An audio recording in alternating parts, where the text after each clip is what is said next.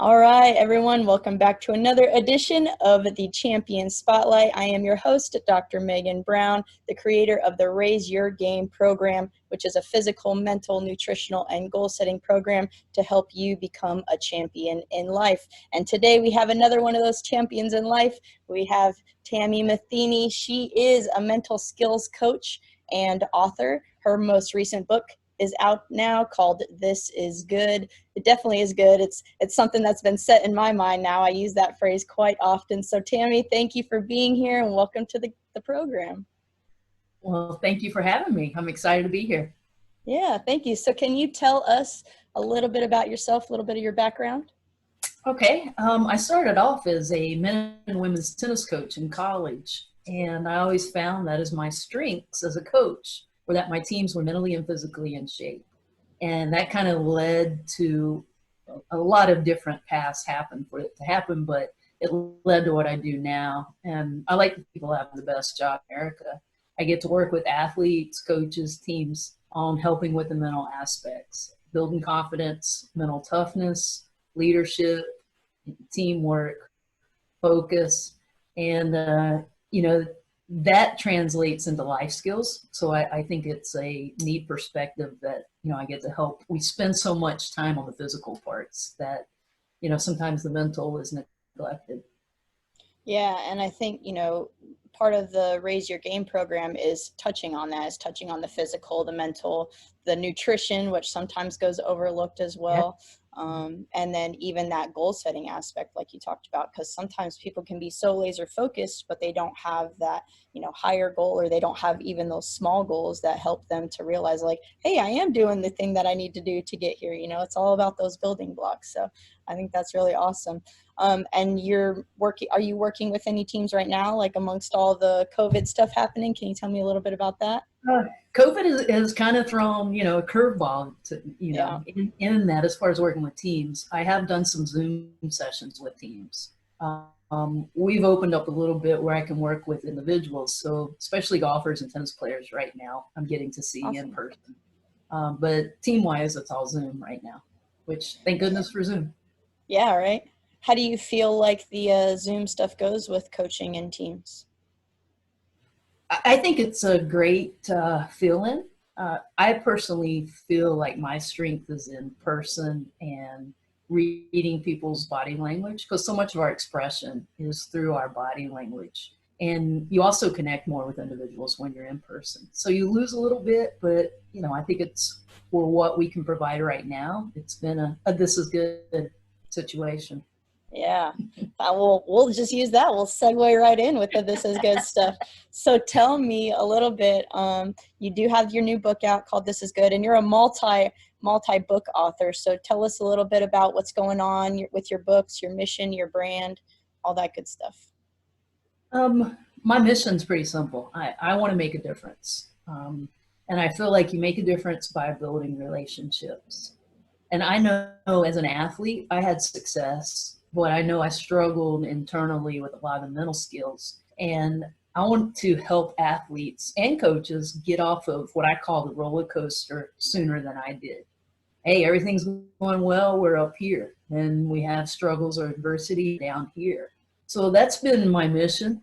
I don't see myself as an author, but writing the books has been a way to get my material, obviously, to more people. So that's kind of the idea. I always said that I couldn't write, and that was kind of my staying in my comfort zone.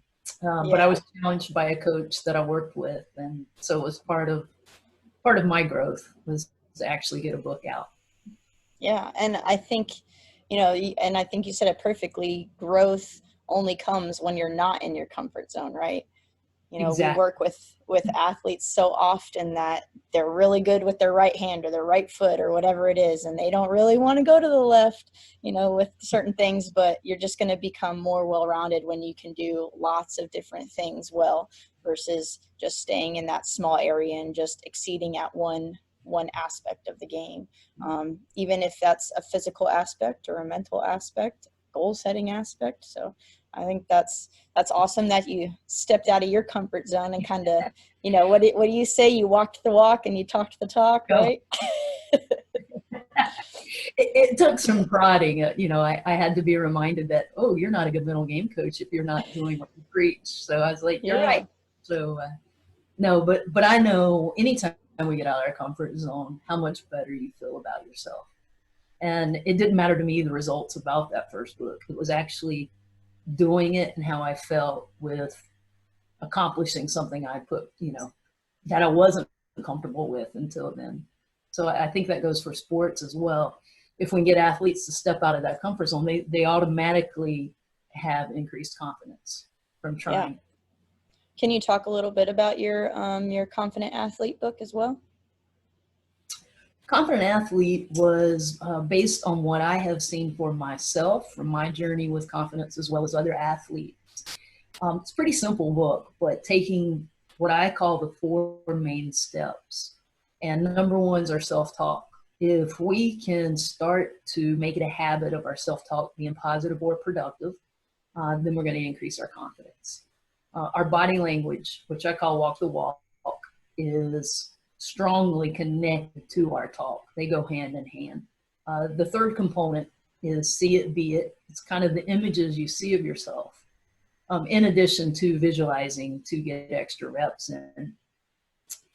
And then the fourth part is preparation. It's kind of hard to be confident if you haven't put in the work. But I think a lot of people mistake, oh yeah, I put in the physical work, you know, but they're not putting in the mental work. So then when adversity strikes, they don't have the mental practice. So the preparation to me, and nutrition, taking care of your body is a big part of, you know, prep. So it's more than just physical prep. So Yeah. to me, if we work on those 4 steps, then we can own our confidence and have a pretty good baseline. You know, it'll fluctuate a little bit, but we're not just basing it on our results and, oh, I had a great game, I'm up here, bad game. You know, we feel pretty confident with who we are regardless of results. And I think that translates into, you know, that champion mindset as well. Is you have to realize that throughout your career, however long that is, you're going to have, you know, adversity. You're going to have difficult things that are thrown at you.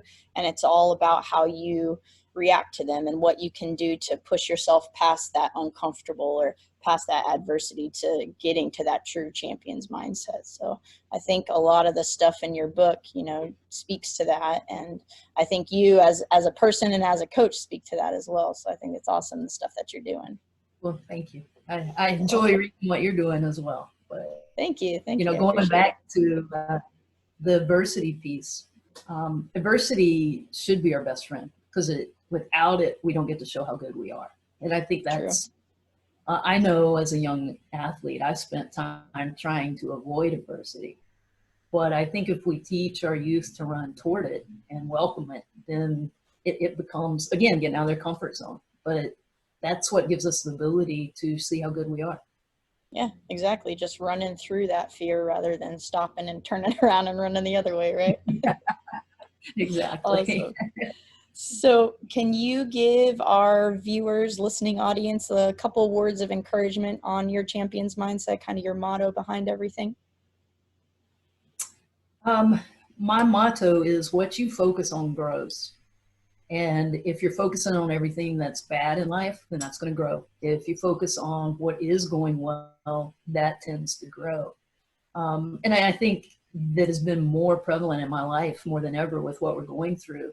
If we're focused too far ahead of what's going to happen in the fall with sports, we can get a little anxious or concerned. If we focus on what are we doing right now to better ourselves no matter what, then that's going to grow. So, you know, it's what you focus on grows.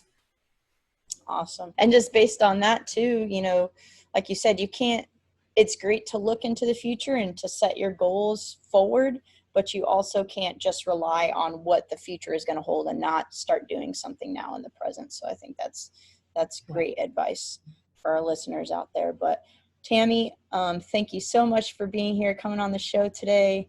Can you tell everyone a little bit about how to find you and how to reach out to you? Okay. I have a website, r2lc.com. The 2 is the number 2. On Twitter at Tami Matheny, as well as R2L Coaching, and Instagram, Refuse to Lose Coaching.